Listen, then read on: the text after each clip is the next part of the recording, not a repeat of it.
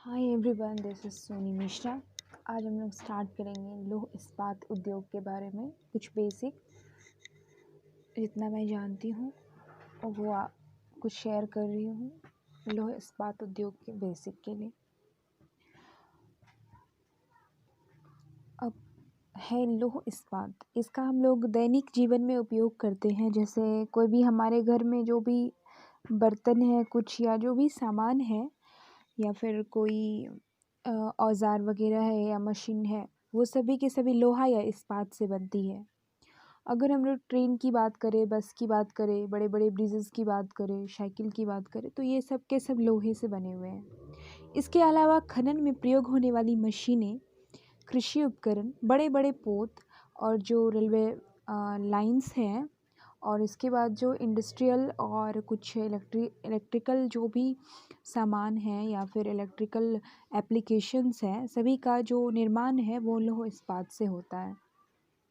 इन सभी वस्तुओं के निर्माण हेतु जिस स्थान पर लौह इस्पात का उत्पादन किया जाता है उसे हम लोग लौह इस्पात उद्योग केंद्र कहते हैं। यानी लोहा से बनी हुई जितने भी चीज़ें हैं जहाँ पे मतलब इसका निर्माण होता है, उत्पादन किया जाता है, उसको हम लोग लौह इस्पात उद्योग कहते हैं। ठीक है। भारत में प्रमुख लौह इस्पात केंद्र जो है वो झारखंड में है, उड़ीसा में है, छत्तीसगढ़ में है, पश्चिम बंगाल में है, कर्नाटक में है और तमिलनाडु में है। ठीक है। अब हम लोग थोड़ा सा जान लेंगे कि भारत में प्रमुख लौह इस्पात उद्योग केंद्र जो है उससे संबंधित राज्य स्टेट कौन कौन से हैं।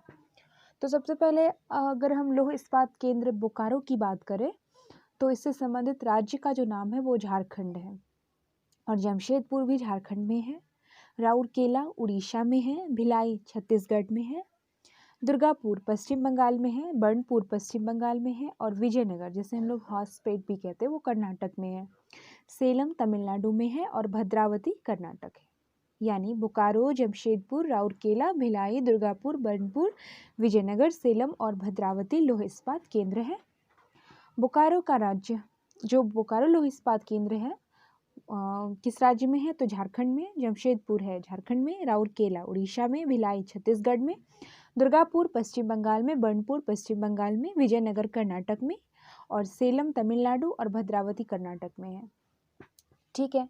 तो हम लोग जानते हैं कि ये एक आधारभूत या पोषक उद्योग है और इसके उत्पादन पर कई अन्य दूसरे उद्योग भी निर्भर है। ठीक है। अब हम लोग एक क्वेश्चन आता है कि इन उद्योगों को कहीं भी अगर हम कहीं भी लगा पाएंगे क्या? क्या लौह इस्पात उद्योगों को हम कहीं भी लगा सकते हैं? तो इसका आंसर होगा हाँ, ऐसा कर सकते हैं, परंतु कुछ बातों को ध्यान में रखना होगा। ठीक है। जैसे वस्तुएं आसानी से एवं कम लागत में बनेंगी क्योंकि इस उद्योग के लिए बड़ी मात्रा में कच्चे माल की आवश्यकता होती है, और इन कच्चे माल में लौह अयस्क, डोलोमाइट, चूना पत्थर, मैग्नीज, जल प्रमुख है। ये कच्चे माल भारी और बड़ी मात्रा में होते हैं जिससे परिवहन में अधिक लागत आती है। इसलिए लौह इस्पात उद्योग की स्थापना कच्चे माल के क्षेत्रों के निकट होती है। भारत में छोटा नागपुर पठार के सटे क्षेत्र छत्तीसगढ़, उड़ीसा, पश्चिम बंगाल उच्च कोटि के लौह अयस्क तथा उच्च गुणवत्ता वाले कुर्ककारी कोयला और अन्य संसाधनों से परिपूर्ण है, जिसके कारण इन प्रदेशों में लौह इस्पात उद्योग स्थापित किए गए हैं। और इसी प्रकार कर्नाटक में भद्रावती, विजयनगर, आंध्र प्रदेश में विशाखापत्तनम, तमिलनाडु में सेलम स्थानीय संसाधनों का उपयोग कर रहा है। ठीक है। अब हम लोग जानेंगे कि अगर ये इस्पात निर्माण की प्रक्रिया क्या है, कैसे बनता है ये। तो इसके लिए सबसे पहले कच्चे माल के रूप में लौह अयस्क एवं अन्य खनिजों को प्राप्त किया जाता है। इसे झोंकदार मिट्टी यानी झोंकदार भट्ठी जिसे हम लोग ब्लास्ट फर्नेस कहते हैं, उसमें गलाया जाता है। और जब यह तरल रूप में आता, तरल मतलब पानी जैसा, लिक्विड जैसा आता है, तो इसे सांचे में ढालकर एक ढलवा लोहा बनाया जाता है और ढलवा लोहे को पुनः गला करके ऑक्सीकरण द्वारा अशुद्धता को हटा करके मैग्नीज, निकेल, क्रोमियम, चूना पत्थर मिलाकर शुद्ध किया जाता है तथा इसका मिश्र धातु बनाया जाता है। अब इस धातु को रोलिंग, प्रेसिंग, ढलाई के द्वारा निश्चित आकार दिया जाता है। ठीक है। तो अब क्वेश्चन होता है कि क्या हमारे बिहार राज्य में कोई लौह इस्पात उद्योग केंद्र है? तो हाँ, अविभाजित बिहार के जमशेदपुर एवं बोकारो में लौह इस्पात उद्योग केंद्र स्थित थे, परंतु ये अब पड़ोसी राज्य झारखंड में है। ठीक है। सबसे पहले हम लोग जानते हैं कि इस्पात निर्माण की प्रक्रिया क्या सब है। तो इस्पात निर्माण की प्रक्रिया में पहला चीज आता है कच्चे माल की आपूर्ति, और दूसरा आता है झोंकदार भट्टी में लौह अयस्क को गलाना, और तीसरा आता है तरल पदार्थ को सांचे में ढालकर ढलवां लोहा बनाना, और चौथा आता है ढलवां लोहे को पुनः गला करके अशुद्धता हटाना तथा मिश्र धातु बनाना। और भारत को जो भी इस्पात निर्माण की प्रक्रिया के लिए जो भी स्टेप्स हैं भारत के लिए, मतलब किसी भी देश के लिए, तो पहला है कच्चे माल की आपूर्ति, दूसरा है झोंकदार भट्टी के लौह अयस्क को गलाना, और फिर है तरल पदार्थ को सांचे में ढालकर ढलवां लोहा बनाना, फिर है ढलवां लोहे को पुनः गला करके अशुद्धता हटाना और मिश्र धातु बनाना, और जो लास्ट स्टेप है वो है धातु को मनचाहा आकार देना। ठीक है, अब हम लोग जानेंगे कि भारत में कच्चे इस्पात का उत्पादन किस वर्ष कितना था, कितना टन में था। तो सबसे पहले 2004-05 की बात करें तो 43.44 टन था। 2005 और 6 की बात करें 46.46 टन था।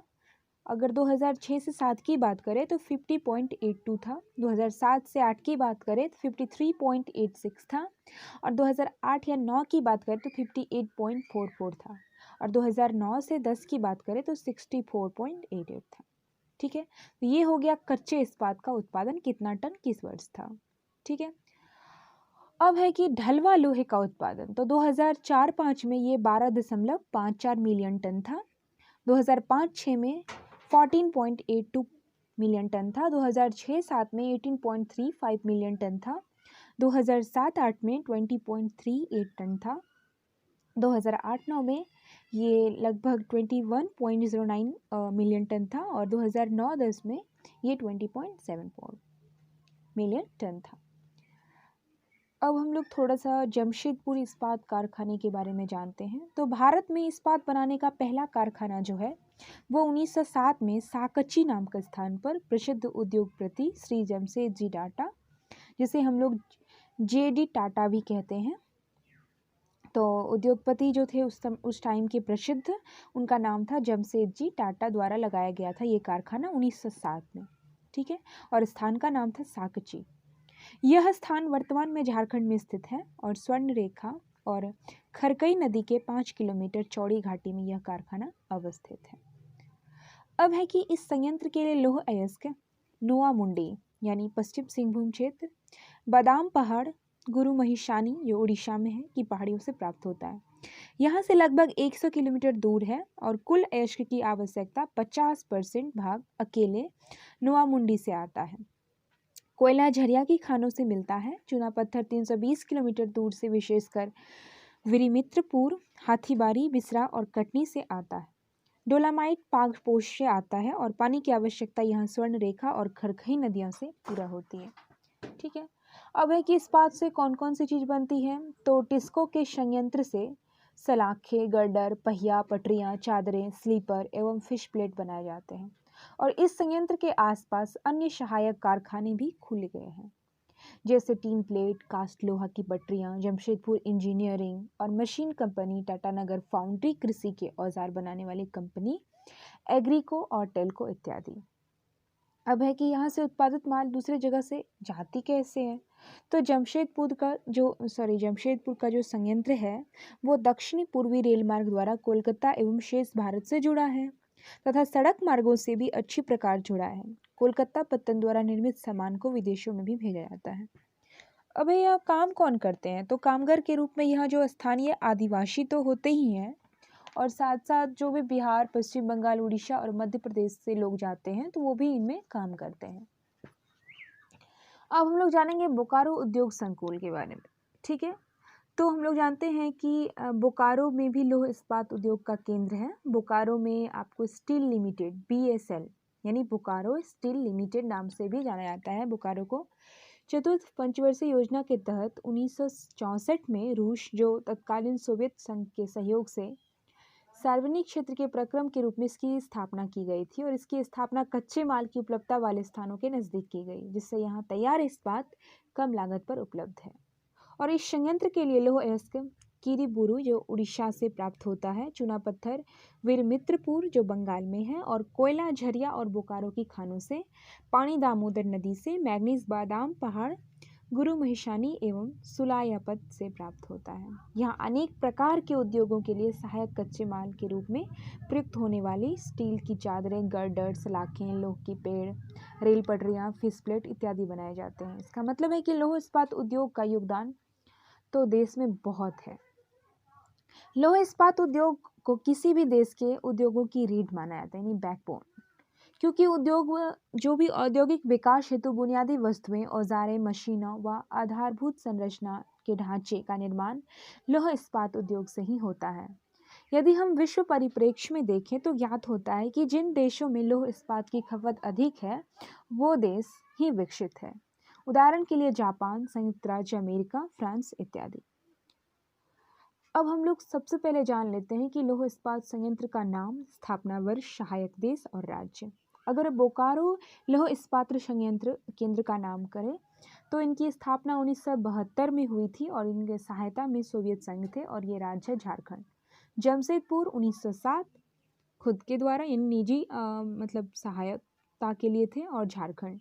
फिर भिलाई में सेल है, 1957 में इसका स्थापना हुआ सोवियत संघ के मदद से और ये राज्य है छत्तीसगढ़। दुर्गापुर में भी सेल है, इनका स्थापना 1959 में हुआ था, सहायक देश था ब्रिटेन यानी इंग्लैंड और जो राज्य है वो पश्चिम बंगाल है। और राउरकेला में भी सेल है, इसका स्थापना वर्ष है 1959 और सोवियत संघ ये जो राउरकेला है 1959 में इसका स्थापना हुआ था जर्मनी की मदद से और जो संबंधित राज्य है वो उड़ीसा। और सेल 1982 तमिलनाडु। विशाखापत्तनम 1972 खुद के द्वारा यानी निजी और फिर आंध्र प्रदेश में है आपका विशाखापत्तनम। फिर भद्रावती 1923 निजी द्वारा स्थापित किया गया था और ये कर्नाटक में है। बर्नपुर कुल्टी 1890 टू 1913 और ये पश्चिम बंगाल में। अब सेल के बारे में हम लोग थोड़ा जान लेते हैं। तो सेल जो है वो लौह इस्पात उत्पादन के लिए भारत सरकार की सार्वजनिक उपक्रम है और इसके तहत बोकारो, भिलाई, दुर्गापुर, राउरकेला, सेलम की पहाड़ियाँ जो भी सेलम की इकाइयाँ हैं वो शामिल है। सेल यानी steel authority of India limited को सेल कहा जाता है। ठीक है, अब वित्तीय वर्ष 2009 से 10 के दौरान भारत में लौह इस्पात का उत्पादन कितना मिलियन टन में था उनको जान लेते हैं।